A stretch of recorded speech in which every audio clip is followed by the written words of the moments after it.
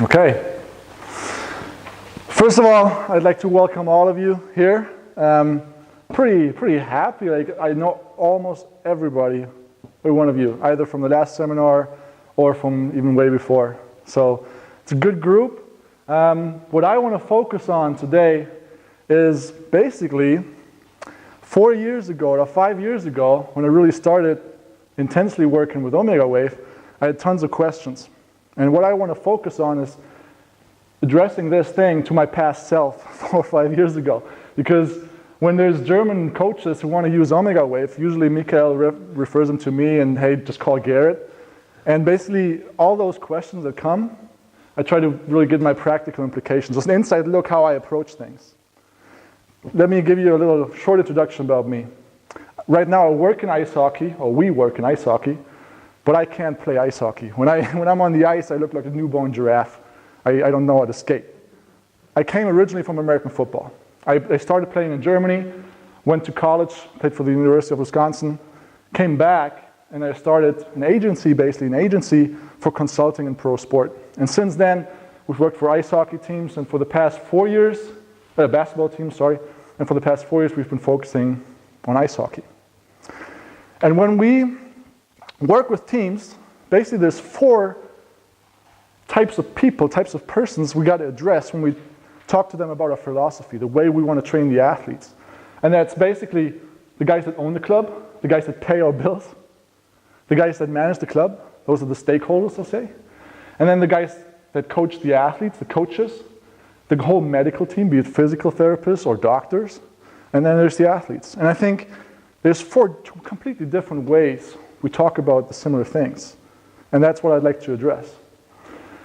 First off, I don't believe in luck.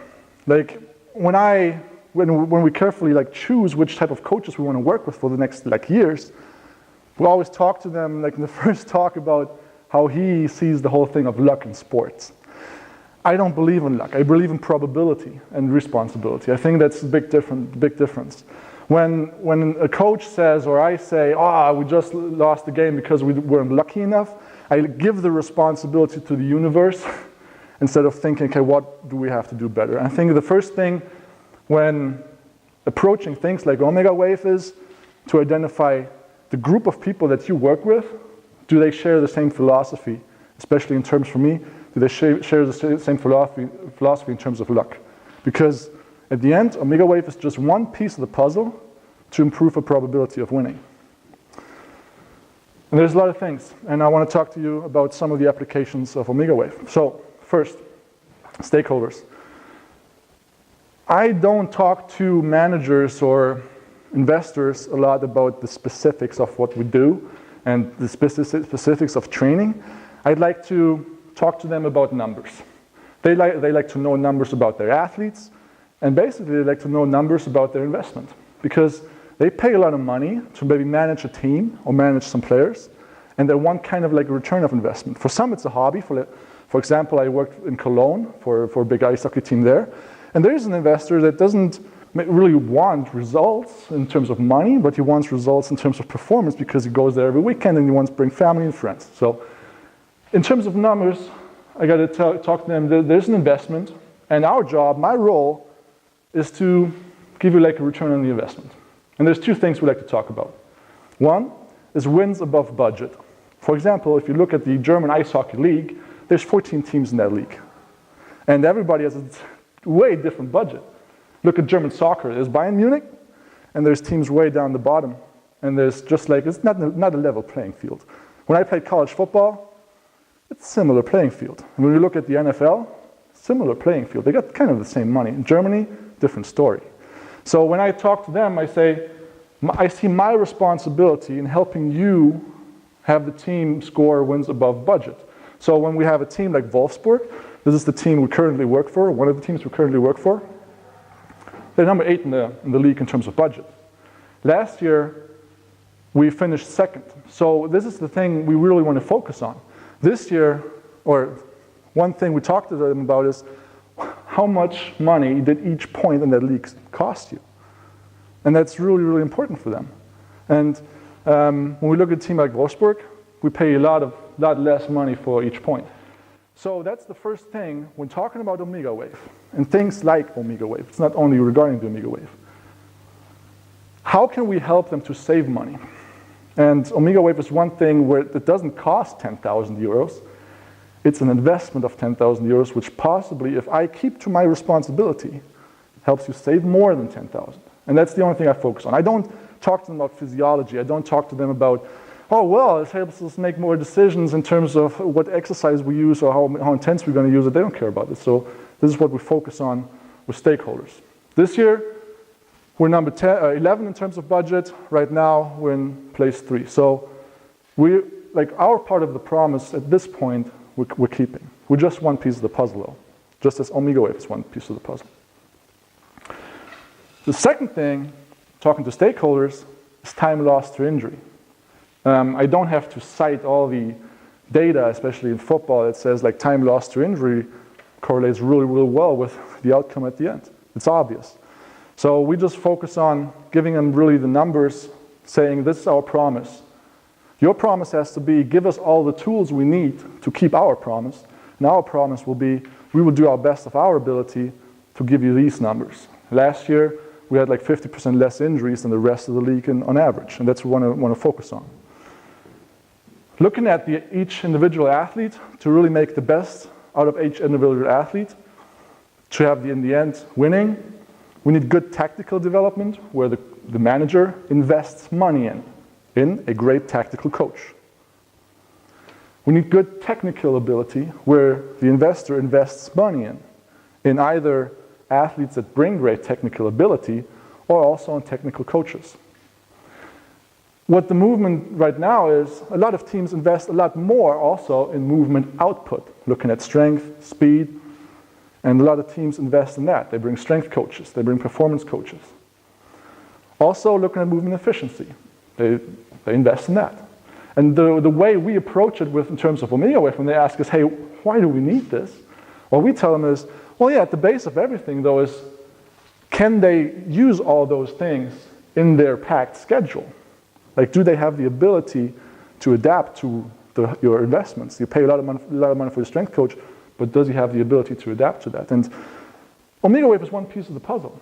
I mean, if you look at lab tests that the doctor does in the beginning of the season, looking at ferritin levels, looking at hormonal levels, it's nothing different. He looks just, what's the base that this athlete brings? And if you are a stakeholder, you're buying or about to buy an athlete, you look at hormonal levels, and like the candle is almost burned out, you think about, do I invest in this guy? And this is just one piece of the puzzle. Okay, so looking at the quantified athlete, we give him data about each athlete, obviously. A lot of coaches do that, like Cornelius did, testing them on each and every level. And just the bottom level, it's the test of the Omegawave. And we just tell them, like, this is the situation at this point in time. No prediction from there, it's just this situation at this point in time. So one thing, the key term I like to use when I talk to managers is, it's a business term, key performance indicator. Like everybody who manages the business, he has key performance indicators. He knows like what is our gross annual income at the end of the year. From this, they break it down. What's our quarterly income, gross? They break it down. What are our costs? They like to use numbers. And when looking at athletes, it's a similar thing. At the end, we have an ice hockey player who hopefully scores a lot of goals. For that, he needs performance abilities to score a lot of goals. And when we look at numbers like counter movement jump, strength abilities, there's a certain correlation. For example, we use an index. It's basically an accumulated index of a lot of strength numbers, which predicts from the data we have 25% of their performance on the ice, looking at ice hockey specific statistics. And that's just one piece of the puzzle. Breaking the athlete down, breaking the investment down, key performance indicator in terms of adaptational efficiency. How well can the athlete adapt to what we do? So, finalizing the thoughts on how we talk to managers, we always try to argue in numbers. If there's anything we say, but we can't back it up with like solid numbers, we know, well, it's not going to fall on the good nutritional ground to have a thought that grows big. But if they get numbers, they have a thought that starts to grow. We focus on talking about key performance indicators, where we exactly tell them, and the managers that we've been working on more intensely in the last years, we even go into the contracts where we say, these are our key performance indicators we expect out of certain player material. Also, when they go back to the United States and train for 3 months, what's the expectation they bring back when they come back? Like, what's the key performance indicator in terms of strength levels, endurance levels, and everything? So it's a key performance indicator language. And Omegawave, and I think that's the most important thing, is one piece of the puzzle for us to keep our promise.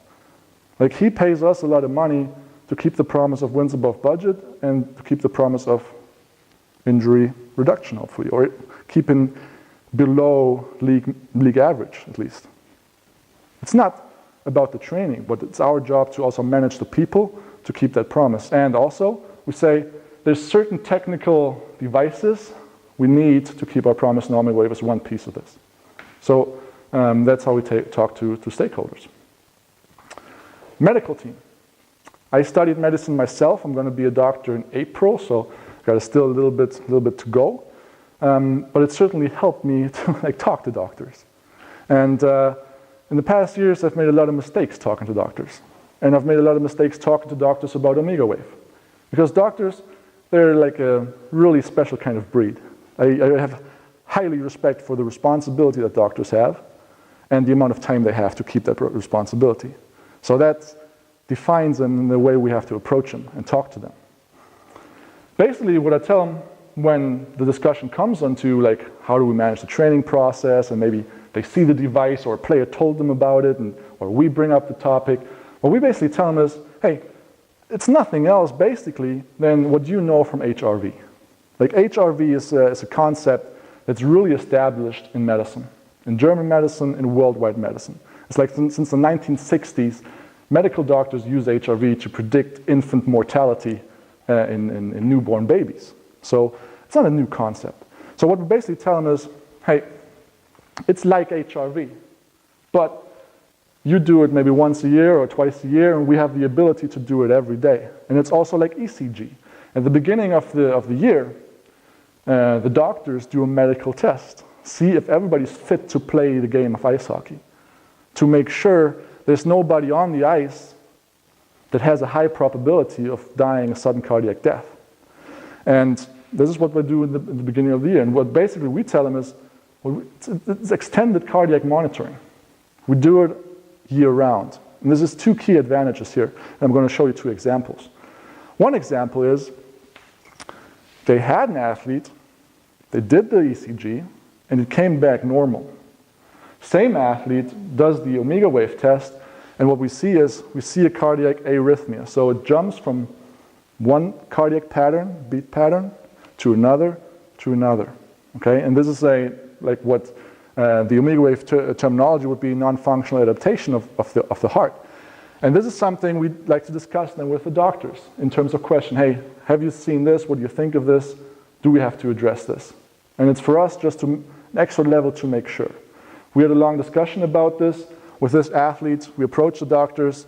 Do we have to worry about this? And the doctors said, no, we don't have to worry about this. This might be not problematic in terms of performance, but not medically problematic. So we don't have an increased risk of complications there. But it's something we're going to keep in mind. I'm going to come back to that example later. But also the other side, where one athlete came back from the doctor, and the doctor said, it's not normal. Without changing anything, this athlete can't play.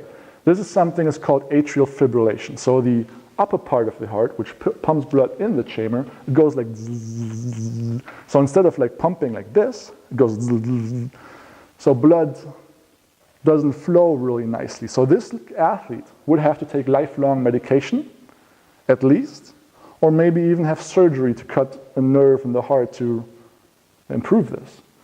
So, but what helped us is by having continuous monitoring was finding out, hey, some days he has it, some days he doesn't. He doesn't have atrial fibrillation every day. This is an example where he doesn't have it. And this changes the diagnosis and just changes the treatment. He doesn't have to take lifelong medication now. He can use different strategies to have more days where he doesn't have atrial fibrillation. So this improves life quality of the athlete by having this extra information. And this is just the medical part. So that really helped us. Going back to that one athlete who had the different heart patterns in the beginning of April, we had a lot of discussions. You talked to Val, you talked to Roman. We were trying to find strategies to improve that. And there were many strategies: nutritional strategies, training strategies, and also sending him to an osteopath who would work on energy meridians with him. Just use that term. And at the end of November, he didn't have those heart rhythms anymore. He has a normal heart rhythm at the end of November. Do I know if that improves his performance? I don't. Maybe Val and Roman can talk a lot more about this. What I feel, though, is that this is a lot safer situation now that he doesn't have heart arrhythmias. We showed it to the doctors, and they say, well, this is good. This is a good thing. So when discussing the physiology of the Omegawave now, I don't get into deep, and I don't want to get into any discussions with doctors. I don't use the term DC potential, because that's going to get me not into trouble, but it's going to make my life harder than it should be. You know that? Yeah? So I use three things. The three technologies of the Omegawave. HIV is pretty straightforward. Every doctor knows that. Every physical therapist knows that. The second thing, not a lot of people are going to be familiar with. Differential ECG. So on your Omegawave, where it says us things about the aerobic index, the anaerobic index, it's nothing else than the differential ECG. It looks at the ECG pattern and tries to identify small changes that could tell us something about the energy metabolism in the heart, and the doctors go like, what the fuck? What is this? And I have an example. I think I have it from Hank, and I think it's a great example. Well, it's pretty straightforward. This heart pattern, that's a heart attack. Every doctor knows that. That's a heart attack. Like when this wave doesn't normalize to zero, but stays up for a while and then comes back. That's a heart attack. You see this on your guys? Send them to the doctor right away. But what does it tell us? We see when the heart has a heart attack, so an artery in the heart is blocked, and the heart tissue doesn't get enough oxygen, the electrical activity of the heart changes. Every doctor knows that. So thinking about that the ECG can tell us something about the metabolic activity of the heart is not too far off, the thought of this. And this is the point where every doctor opens up and says, well, yeah, sounds cool. Okay? So I don't get into too big of discussion like, the researcher this and this, they showed this, and I just give them examples they can work with. Because one thing with doctors is time. You don't have a lot of time. You need to have your arguments squeezed down in one sentence and 15 seconds max. So, working with the medical team. First off, working with the medical team, it's best to really choose the doctors to work with. We had the luxury in Klagenfurt to do that because the guy from the assistant coach from Wolfsburg became head coach in Klagenfurt and said, we want you guys to come with me, and we were able to choose the guys. And we didn't choose them in terms of, we choose them in terms of personality. Like, are they open personality that are able to work within a great team? So when you work with a doctor, they are smart as hell. They really are. They know a lot of stuff, and they've been trained really well in the field they've been trained at. What we sometimes expect out of them to know stuff that out of the field that we are trained at. They shouldn't do that. I've run through the whole medical experience. It's a way different thought process.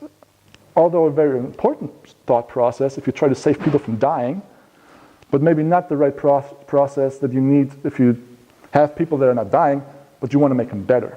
That's just a different thought process. So ask questions to doctors. Like, show them this and say, hey, what do you think of this? Like, what would your approach be? What should our approach be?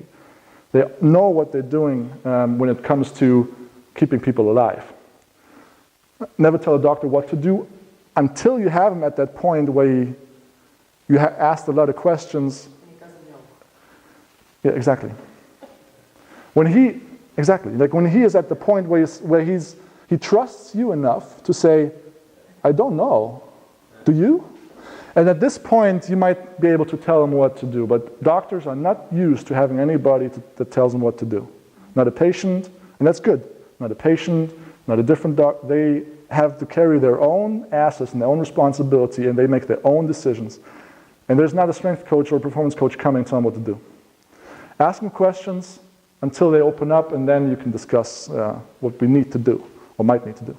Keep all the messages short and on point. Don't expect him to read a long email. I made those mistakes all in the beginning, like shooting them long emails, explaining what we're doing, and months after, I didn't read that, I don't have time. Keep all the messages short and point. Focus on established physiological concepts. Let's be honest here. There might be a lot of things to DC potential. There might be a lot of things to differential ECG, but we shouldn't argue with a German or European doctor too much about this. Let them tell this is part of what we do in our practical work. We don't question any diagnostic that he does, because there's something that does not work really well. And focus on being the extended diagnostic arm when it comes to cardiac monitoring. Tell them that this is a really good value. Coaches. Coaches don't care about physiology. Doctors do, coaches don't. What coaches care about is how are the guys? This is important for them. How are the guys?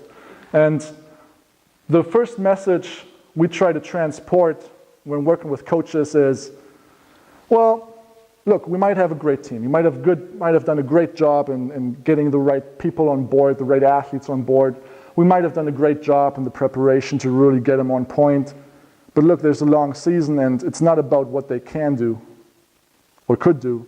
It's about what they can do in every single day. So if we look at performance, we might be the better team when compared to a rival. But that doesn't count on game day. The only thing on game day counts is, what can you do today? And that's the biggest message we try to transport with coaches. Omegawave terminology, there is readiness and performance. There's a big difference. We try to use the word freshness. In German, for the German guys, it's Spritzigkeit, basically. That's a term that's in Fußball and soccer, very well established. And we tell them, like, there's certain aspects of physiology we can manipulate to have them more spritzig on game day, to have them more fresh on game day. The picture we use with coaches is this. Look, we might have done a great job in the preparation and we might have great player potential, but this is like this here. If this one down there isn't open, it doesn't matter much to the guys down here or to what happens on game day. We need to have the gates open on game day, and that's what's important. And that's the general broad concept in terms of winning. When we're looking at things like DC potential, we tell them, when we measure the guys, it's for us one part to know where are they right now in terms of their Spritzigkeit, in terms of their mental freshness, in terms of their readiness to really do something great. And not in terms of power or strength or muscles. From my feeling, I don't have the data to back it up, but from my feeling, I think it has a lot to do with sensing awareness and ability to react to stimuli and decision-making process, just the mind being more open to make good decisions when we're on a good value in terms of freshness. And I don't mean only Omegawave. The tools we use aside from Omegawave is, for example, jumping ability. To have that on optimal levels come game day. When you're below your average on game day, I have the feeling that the nervous system doesn't really give you all the tools to have the highest performance on that day. Yeah? Grip strength. Condor movement jump is really well established. Grip strength is one thing, and also I think the DC potential. The other thing, besides being ready on game day, is the aspect of individualized training. All their coaches want their athletes to be in good individualized hands. So the optimum would be to have them really train individually. And one thing we approach with them there is the idea of dynamically using the training programs. Because, and everybody of you knows that, if you have 4 different athletes, and you go through a linear type of program where we say, okay, let's do maximum strength for 4 weeks, let's do aerobic for 4 weeks, or maybe power for 4 weeks, maybe a recovery week or 2 weeks in there. You have really different adaptations, like only looking at, for example, jumping ability. You might have some athletes, you go through the maximum strength phase, they adapt really well. And you might have some athletes that go through max strength and nothing happens. You might have some athletes that go through max strength, they improve a little bit, explosive power, they stay. Recovery, boom, they go up and improve. And like, what sense does it make for us to have like players, like 24 players, and all have them do like this, and this, and this, and this. I think the idea that we as coaches have the magic ball and know what's best for our athletes like weeks from now is kind of outdated. So we try to go away from the calendar thinking as much as infrastructure allows. So this is an off-season model. Bear in mind, this is an off-season model. We try to go away from calendar thinking to like training program SAC thinking. Like we don't give you a calendar where we say this is what you do Tuesday, this is what you do Wednesday, this is what you do Thursday. But rather, we give them a SAC of workouts. We work in 3-week blocks where we give them a SAC of workouts for 3 weeks. An example of this you have in your handouts at the end, where they're in this 3-week SAC, there might be 6 strength sessions. There might be 8 endurance sessions. There might be 5 power sessions. What the athlete does is he measures in the morning. Bear in mind, this is off season. They measure in the morning. They look, okay, what's my most open window of adaptability where it's best to, your body's ability to adapt to this stimulus is best on that day. What's my most open? I pick that workout and I do that on that day. Bear in mind, this is off season. This does not work for us in the in season. So at the end of 3 weeks, the sack is empty. We give them a new sack of new programs, depending on how the output changed during that phase. So after 3 weeks, we have a quick look at, okay, what happened to mobility, endurance values, or strength levels, power levels. That's like really fairly easily done. And from there, give them a new sack of workouts that he empties over the next 3 weeks. We've been doing that for 2 off seasons now, and we've had good success with the athletes that work with us in the off season. In season, there's for us, we're slaves to the infrastructure. I mean, when you have an endurance session, you need way different equipment than you need for a strength session, and that's, maybe at 2 o'clock tonight I have the strength room, and that's what you've got to react to. So we haven't been using this in the in season, this model. And the data catches up to that, or the science catches up to that idea that thinking dynamically also in the training programs. Like there's been research done on HRV, looking at HRV with mid-level runners. Instead of having them do a linear program where they predict kind of what the volumes are going to be, they measured the HRV and basically had the options of no training, medium training, or high intensity training, and they did it according to HRV, and the results of the dynamic group were better than of the static or linear group. Also, in American football, the effects of this type of periodization has been shown by Morris in Kentucky, who looked at American football, and he did, was that in season and pre-season, right? Off season as well? Yes, so yeah. Off season, looking at American football, a lot of players on that football team, I can tell you, and it's really hard to manage the infrastructure, let alone. But he managed to divide them in 2 groups, basically. One group who did the static programming, and one group who did the dynamic program, depending on their Omegawave readings. Dynamic group had better results in terms of jumping power and speed and endurance as well? Yes. Yes, endurance as well? Cool. Speed power. Yeah. So basically this is the training programs that we work in during off-season and during in-season. You have one in your handout to look at that if you need. What we basically do is we assign those programs 2 things.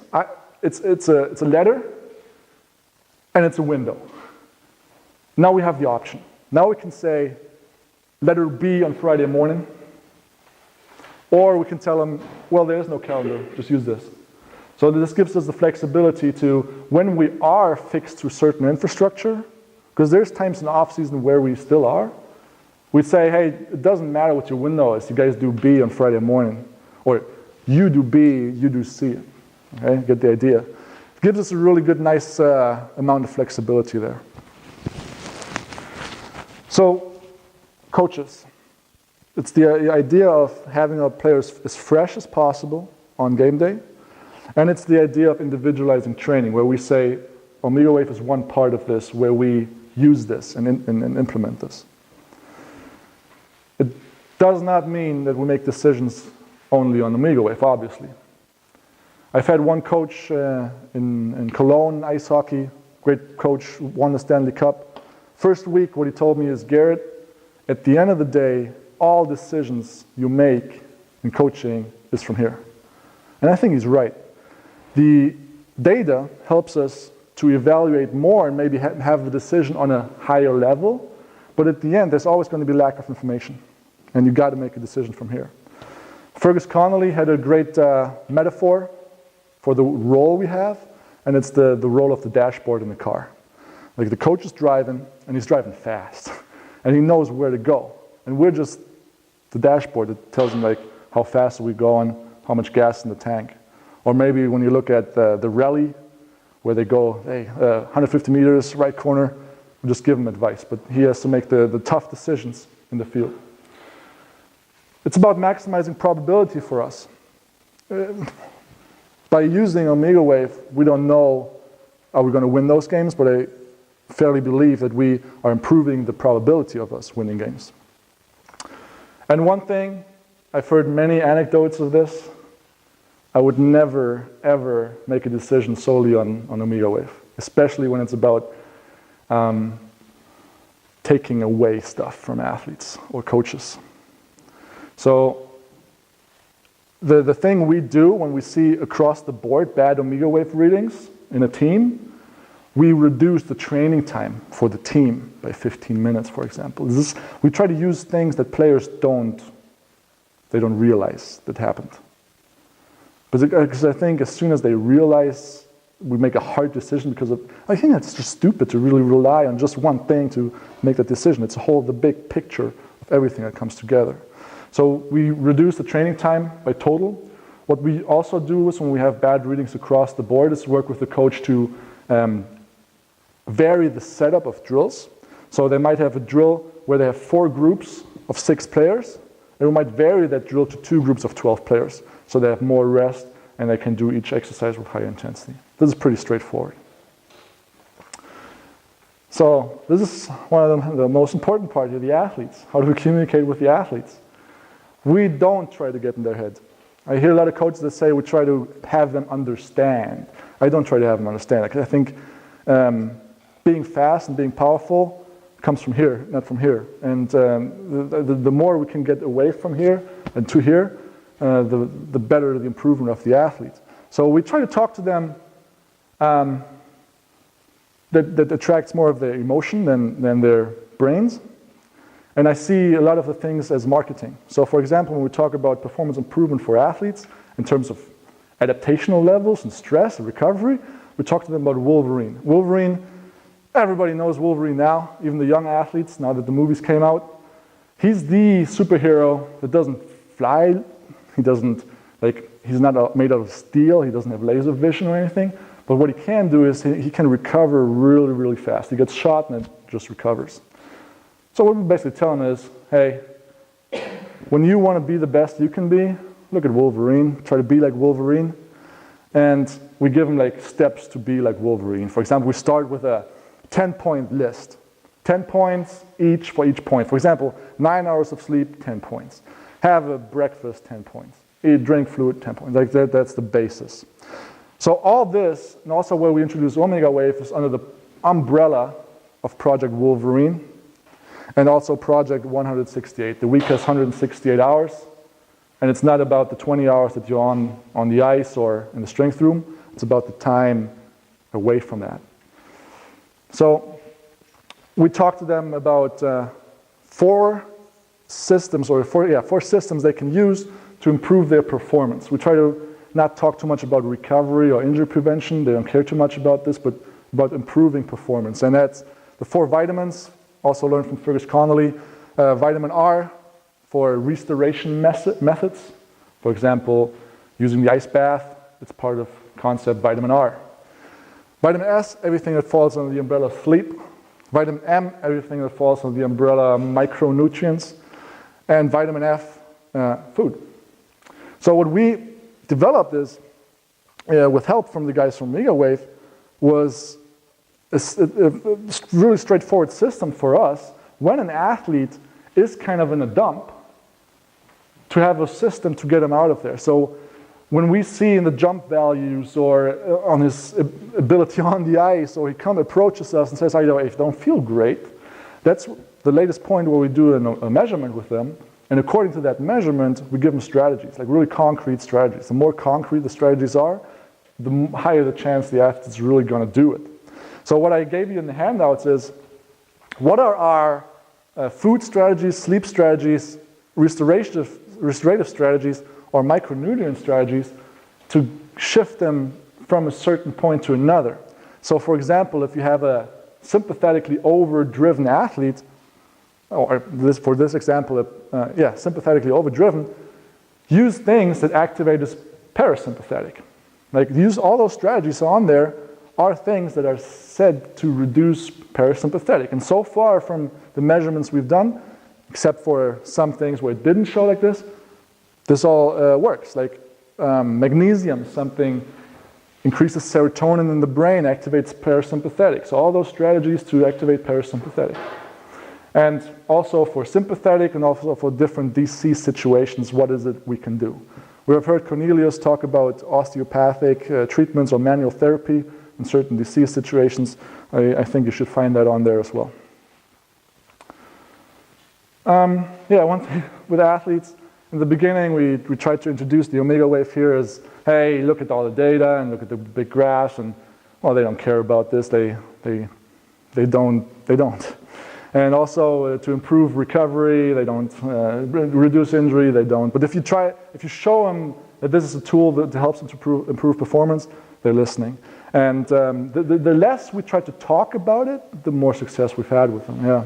Have you seen any difference when you then compare different age groups, having the guys in their 20s being less susceptible to the injury prevention and recovery talk? Definitely.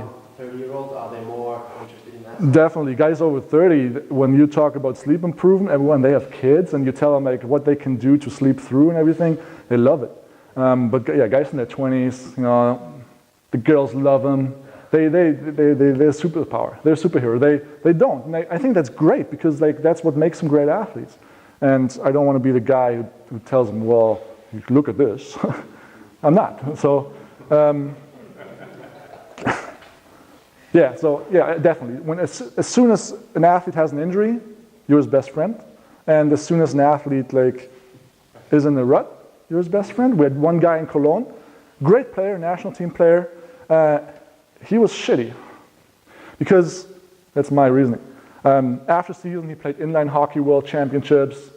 Then he trained right away, running all those hills in his hometown in Bavaria. He didn't have a week off. Coming into season, hard camp, maybe the hardest camp those players ever seen in ice hockey, and some of them played in the NHL. He had a shitty season. And that's when he opened up. Before he was king of the world, but then he opened up. We helped him reduce some of the things, cut something out, improve his sleep patterns. His game scores went up. He shot goals. And ultimately from there, what do we need to do? Wait, you guys know that. So what I focus on is not talk too much about recovery or injury prevention to people that haven't experienced under recovery or injuries. It's like a foreign concept to them. Focus on the individual aspect. I think the Omegawave is a great tool to tell the athlete, I'm here to help you as an individual. We have the team things, we do as a team, but then we have the time where you do the measurement and we discuss after this. Not the physiology, but what do we need to do to help you as an individual? Those recovery strategies or improved adaptational strategies are one piece of the puzzle. Yeah, it's about maximizing performance. When we look at the windows of opportunity, first thing comes up is, it's red. That's shit, right? Well, it's not optimal for you to do work today, but it doesn't mean you can't jump your record. I've seen people jump new records on where two of the four were red. I don't think it has anything to do with this. But it's more about where can you maximize the time that you do? We've talked a little bit about a good program being doing as little as possible for the maximum result. And I think this is where it comes in. When you have the choice, bear in mind, when you have the choice to do the strength program or the aerobic program, do the program that your your stress reservoir has the most open ears to. And that's about it. It doesn't mean you're shit on that day. It doesn't mean you're not going to perform well. It's just that it costs you more. I try to talk to them. I really love the term. This is probably one of the things in the past 2 years that I've loved learning, is the idea of cost of adaptation or cost of performance. You might jump really high, but it costs you more. It's like when I talk to them about financials. When you have money in your bank, you take $100 out, that's fine. When you don't have money in your bank, you take $100 out, you got to pay $105 back because the bank wants interest. And it's the same thing with stress reservoir. You have a stress reservoir, you can perform, and you only got to recover the way you perform, kind of. Your stress reservoir is limited. You try to perform on that day, you might perform really well, but you take more out than if you had the reservoir. So the cost of what you did to perform.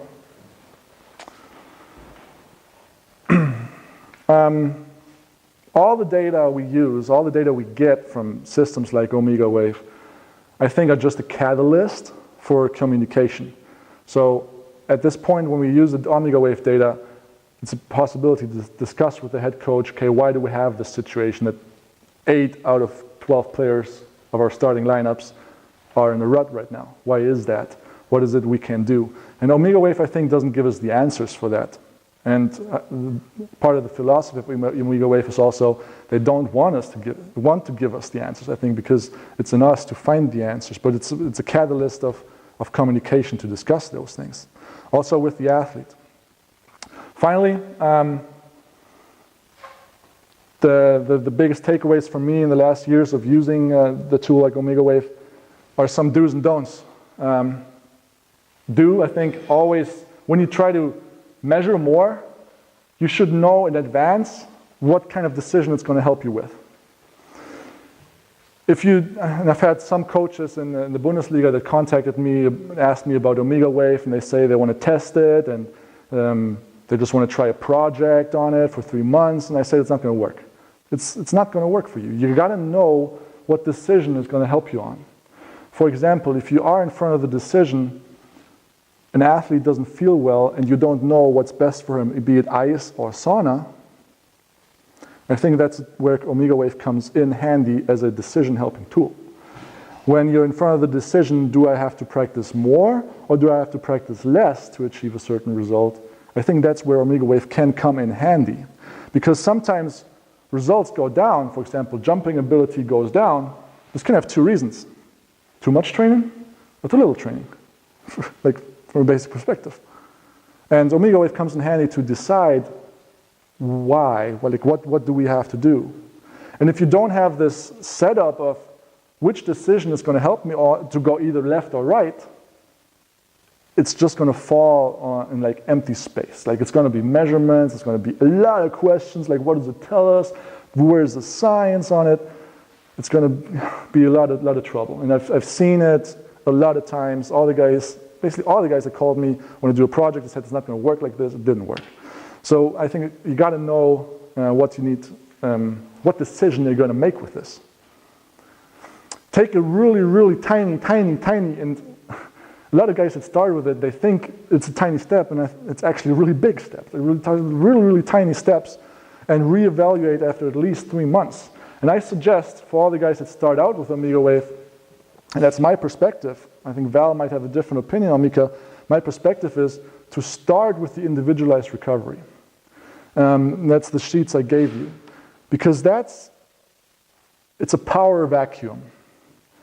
Nobody knows what to do in recovery. It's a power vacuum. I think Omegawave can, for a certain period, fill that power vacuum, where it can help us to say, hey, nobody knows what's best to do. Here's something that might help us to know what's best to do. And then you start with individualized recovery.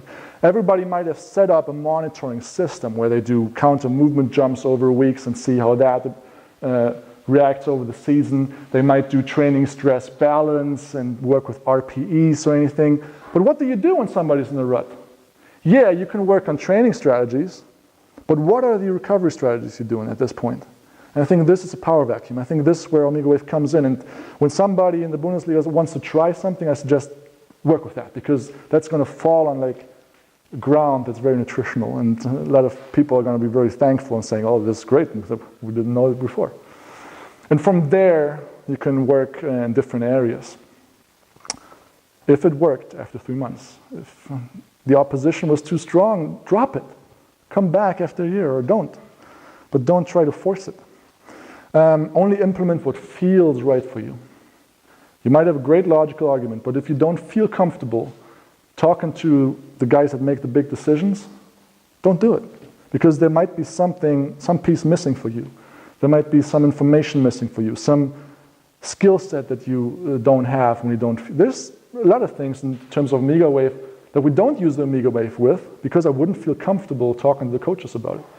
I don't feel comfortable talking to the coaches about using Omegawave to modifying in-season training loads to a high degree. To a little degree we do, but I don't feel comfortable, so I don't do it. I might feel comfortable when I learn more from you guys also, but at this point I don't, so I don't do it. I might have all the arguments set up. If I write an argument about it, I might have everything perfectly set up, but I don't feel comfortable doing this. Transport the understanding that, I mean, we all do this basically. We are in an environment where there is no information. Like, we can't rely on research. Like, research is usually a lot of years behind what's going on. Like, and on a daily situation, you got to make a lot of decisions. Do I play this player? How much do I play him? What's the load going to be? Like, do we train today? Should we give him a day off? Like, we travel? Should we stay there at night? Or, well, no, maybe we travel earlier. What do you think? We don't know. We don't know anything. And I think coaching is a lot about making decisions where there are no informations. And there's a certain point where we try to argue differently, like where we try to argue with scientists and try to, this because this and this. We don't have the because. I don't. As a coach, I think I don't have the because. I do this and I reevaluate after this. So, and this goes back to the last point, I've tried to do it for a lot of years. Don't try to argue with the tool of science. When working with Omegawave, I found to send one a paper or argue, like, look what this showed. For every paper you send them, they send 2 arguments back. And it doesn't work. It just doesn't work. Don't ever argue with science with a doctor or a coach or a player, or don't. If you're at this point where you feel you have to argue with science, you're already out of position. They don't trust you. And I've had this experience, and right now, the less I do this, the more I feel they trust me. So yeah. Yes? Because science is, for me, is also generalization. It's not individualization. That's a big difference.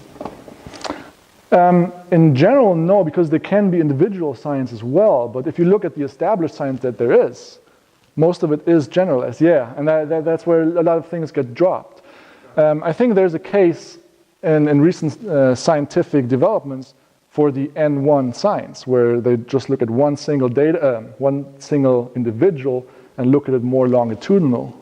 And there's more research coming out of this, but in general, yes, you're right. It's a lot of get lost in the averages, yes. So with Omegawave, particularly, you're not on the same page. Yes. Yeah. That's my. Yeah. Yeah. So you're arguing on different foundations, and I don't try to argue on science anymore. Any other questions? Maybe one comment, but I think there's great value in the methods of science. Oh, of course. Because of course. It should be. You're on point. Everybody here believes in the scientific method. We just got to agree on this, I think. Because the scientific method is, we do something, we look at, did it work? If it worked, we keep doing it. If it didn't work, we drop doing it. Yeah, and I totally believe in the scientific method. I believe in science to a big degree as well. I just don't try to argue with science, because especially in this field, the science we need to argue with this is just not developed enough. The German Institute of Sport, they funded a big project on regeneration management. And a lot of people that know where this project is going know we are this much closer, but we're way far off knowing what regeneration is, how we measure it, and it's very far away. So we are in a field where there's no information. We got to take all the tools we can to increase probability. Yeah. Any other comments? If not, I have a couple comments for Omegawave. Some requests, kind of. This is what I wish. This is my wish to Omegawave. What I wish for is some reliability studies. Easy things like, hey, if we have this athlete, and we measure him 10 times in a row, what values have a certain degree of not showing us the same every time? Because only if we have this, and I like what you did, you looked at like what happens after massage and everything. But if we know the DC potential has an inherent variation of maybe 4 or 5 millivolts, how big is the effect of 5 millivolts increased after manual therapy? And this doesn't have to do with averaging out everything. Just really simple thing like what's the inherent variability, and looking at all interventions as a measure to that inherent variability, basically effect sizing it. So that's like what we need, I think, to when we want to argue on the scientific spot to make the next progress there. Pre-post interventions, I think that's going to be really important. We talked about this, I think, when I was in Finland, and I talked to Roman a lot about this. This is what I need as a coach, kind of. You know, I as a coach would wish if there's a handbook, maybe off Omegawave, okay, what do certain interventions do? You know, looking at training methods, for example, what does a protocol of a defined protocol like Tabata, for example, do to my athletes? We might need this to have a handbook. And then from there, a restoration user manual that gives us if-then strategies. I think we as an Omegawave community, everybody can contribute to things like this. Cornelius had experiences with this. I have experience with this. Omegawave has a lot of knowledge about this. When an athlete is in a certain Omegawave corner, how do we get them out of it? Like, what's the thing we can do to drive them more in the corner where we don't want to go, or get them out of the corner? For example, DC is really, really low. What are the 5 things we can do to improve them, and what are the 5 things we really shouldn't do? And I think that's the knowledge we need to progress as a community who uses this technology. I'm finished. Thank you. Any final comments, final discussions? One thing, I think, when you talked about studies and long distance and American football, and that's true, both of them increase performance across the field, but I think very important message for us was, which you didn't say, they actually achieve all of this improvement. Less training. Significantly less training. Yeah. So they measure exactly the amount of training. And I think in our environment, at least in the United States, it really resonates now with professionals because time is an essence nowadays. Yeah. We are so short on time. So if we can help people to achieve better results and spend less time doing that, and maybe spend more time doing work on their primary skill or something else where they can invest. I think that's a very important part. Yes, it is. Before you arrived, Val, Cornelius asked the question in the group, like, what makes a good program? We talked a little bit about, like, well, if you have that result, but you need less time for that, or you have less things you need to do for that. Exactly, that's what they showed, yeah. Yeah, that's about the programs. And I will actually, the questions you asked, I will show you some new stuff, how we're trying to answer them. And in my opinion, we came to a conclusion that there is no perfect program. It just doesn't exist. What exists is a perfect approach, because the program is constantly evolving and changing. So there is no perfect program. This program will be changed all the time. But there has to be an approach that helps you to change it on the fly. Right. So that approach can be created, which you're trying to do anyway, right? But there might be no perfect program. So all the discussions we hear in many publications talking about, oh, this is the best way. Yeah, exactly. Same in nutritional studies, they look at what's best, meat or no meat. And when you look at individuals, there's good studies that say, hey, well, looking just like anatomy of the stomach and everything, that's one thing, but also the biochemical individuality. For example, you might have a 15,000 times higher amount of the enzyme that digests meat than you. And maybe you could tell us a little bit more about, can we like subcategorize? For example, in nutritional studies, looking at the guys with high pepsine and looking how meat works for them or not, and low pepsine, is there a way that Omegawave can be subgrouping athletes and then re-evaluating? Yeah. But that's you actually talking about important part, because now DNA becomes very important, right? And people going off DNA start advising people what they need to eat and what they shouldn't be eating. And that's what I always ask. Do you know the biochemical profile? So the gut substance, right? So it's not enough just to know the DNA predisposition. It's absolutely crucial to understand the biome of the gut, because that what will determine what you can do at this point, right? But I think you have on the one side you have DNA, but the lifestyle is also more important than DNA. That's what he said, like the biome, like the bacterial setup of your stomach changes according to your lifestyle. And that's what he says, at this point it might be good to eat meat, but you change your lifestyle and you change your biome, it might not be good anymore. And for somebody ice cream is bad, for somebody it's the best thing since, I mean, it depends.